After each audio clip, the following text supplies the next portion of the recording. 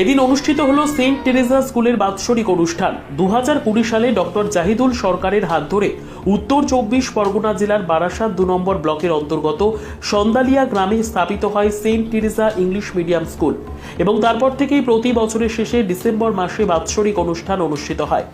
2023 সালে তৃতীয়তম বর্ষে পদার্পণ করেছে Saint Teresa school.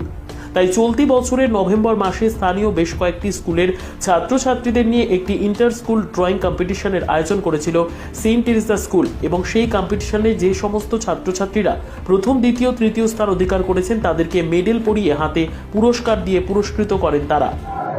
Saint Teresa school শাসন পিএস এর মধ্যে একটি অন্যতম English medium CBSE curriculum followed একটি স্কুল। এটা প্রান্তিক গ্রাম্য পরিবেশে ইংলিশ মিডিয়াম স্কুল। এখানকার